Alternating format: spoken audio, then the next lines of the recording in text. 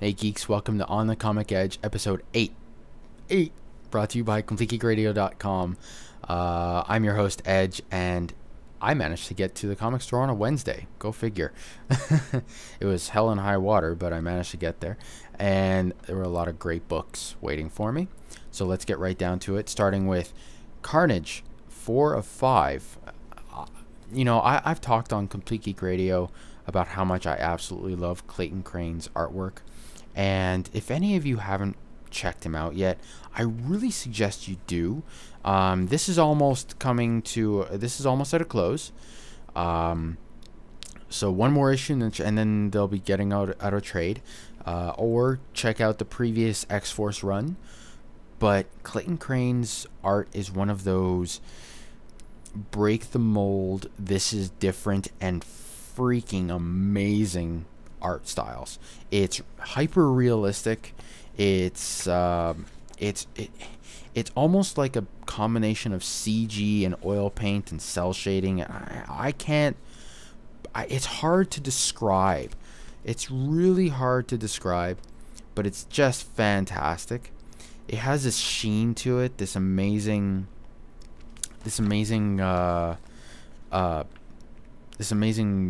surface detail to it.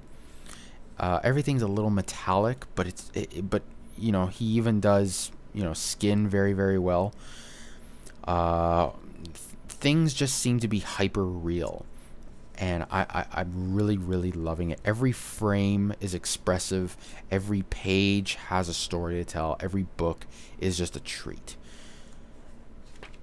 Tack onto that Zeb Wells and his great flow of writing. Nothing is intrusive, but nothing is sparse either. It's this great mix. You get a good flow out of it.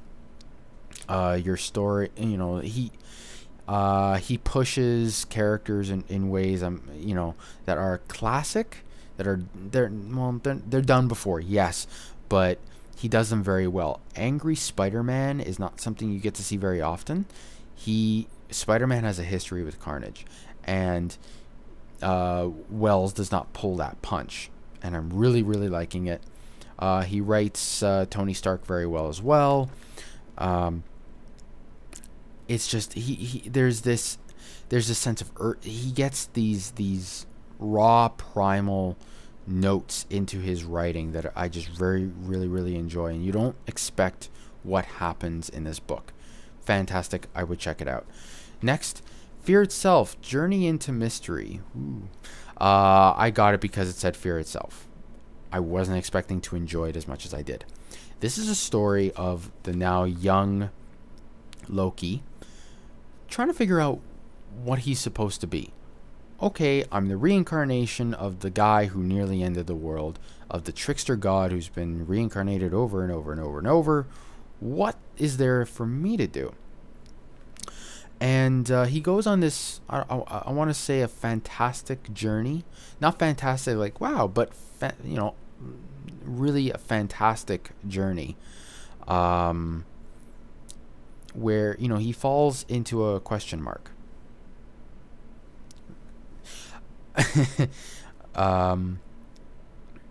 He talks to his old self, and you learn a bit about what was going through Loki's mind, the previous Loki, during Siege, why he did what he did, and it's not what you expect. It's fast. It's just fantastic, fascinating stuff.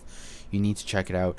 And if you're interested in where Fraction could take, this is a Gillen book, by the way. Gillen and Braithwaite bring this to you. But if you're interested in the kind of canvas that Fraction has to work with when he picks Thor up after Fear Itself, Loki is going to be a very different character than what we're all used to. Maybe even closer to what you're used to finding in the Prose Edda, if anybody of the Asatru faith reads Thor, which some of them do. You may want to check this out, because Loki is getting a little bit more closer to the classic Loki, and not classic as in the trickster villain, classic as in who Loki actually was. So really, really interesting. And I know, you know, Gillen and Fraction think along the same lines sometimes. And I want to think that Gillen is sort of throwing him a bone with this, with the way he's tweaking Loki. Really interested. I'm going to be adding Thor to my pull list, because I haven't really been interested in Thor as a read forever, and I think this is a time to jump in. I think this is a time for a lot of us to take another look at Thor and say, should I be reading this? Next up, Secret Warriors 26. If anybody hasn't been reading this and you like Nick Fury and spies and intrigue and fantastic battles and complex stories, this is a Hickman book. It's going to be complicated, but not in a bad way. Not like, you know, it's Hickman and Alessandro Vitti, who is the artist, bring this to you, and both do a fantastic job, have been doing a fantastic job since this book started. I've been keeping with Secret Warriors since it began. I've never been really let down by it. It's a deep book that goes to places that a normal Marvel title won't go. Really liking it. It's multi-dimensional the way only Hickman really knows how to do these days. And if anybody has been reading it and you haven't yet picked up 26, there's that last frame that you really need to, it's a huge payoff.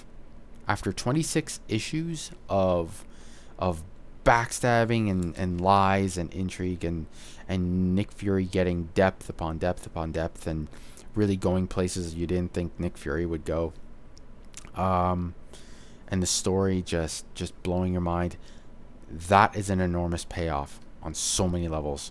You want to pick this up. If you haven't been reading Secret Warriors, there are trades out. You need to take a look at it. Fantastic writing. And it's not, if you've been reading, say, S.H.I.E.L.D. and you were sort of turned off by S.H.I.E.L.D. because, you know, whoa, I don't know where, you know, I don't know what's going on. And to be honest, I barely know what's going on, and I'm a fairly smart guy, but if anyone can tell me what's going on in this book, please write me at edge@completegeekradio.com. Because I want to know. I feel like the dumb kid in class who's just like completely lost but wants to be enlightened with the rest of everybody, you know? This is issue Infinity, by the way. How awesome is that, eh? And this is issue 8, episode 8 of On the Comic Edge, and if you turn an 8 on the side, it's an Infinity. I did a double take when I saw that. I'm like, huh? So this is like the pause before volume 2 starts. If you haven't been supporting S.H.I.E.L.D., this is high art right here. This is the brain teaser. Let Marvel know with your hard-earned dollars and your emails and your form trolling, you love this book because it deserves to be loved. So on the one end of Hickman's writing, you have S.H.I.E.L.D. On the other end, you have Fantastic Four, and in the middle of the complexity spectrum, you have Secret Warriors. And to be honest, it's all gold. There's a reason he's a Marvel architect. It's good stuff. It's good stuff. I could have brought you so many comics. I could have talked about X-Force being awesome again. I could have talked about Gillen going solo on Uncanny X-Men, the Return to Break World. I could have talked about Batman and Robin being awesome. I could have talked about Birds of Prey being Gail Simone at her finest.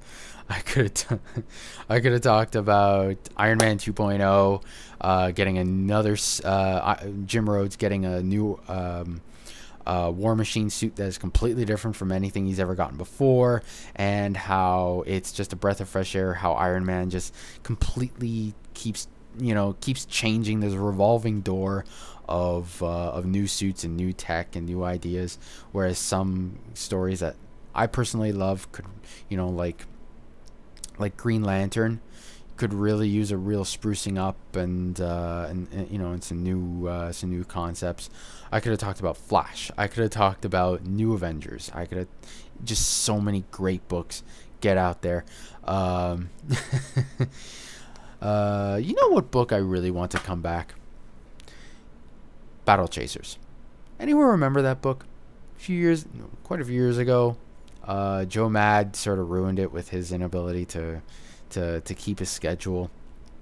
And now he's doing video games that like half-assed video games like Darksiders. Or does anyone remember like Battlechasers was awesome? Please write me if you loved Battlechasers. Maybe we can get a petition going to tell Joe Mad to go back and do it, or get someone else to do it. I'm betting somebody would buy that IP and just run with it, because I would love to see Battlechasers come back. I don't know where that came from. Anyway, thanks for watching on the Comic Edge, and stay geeky.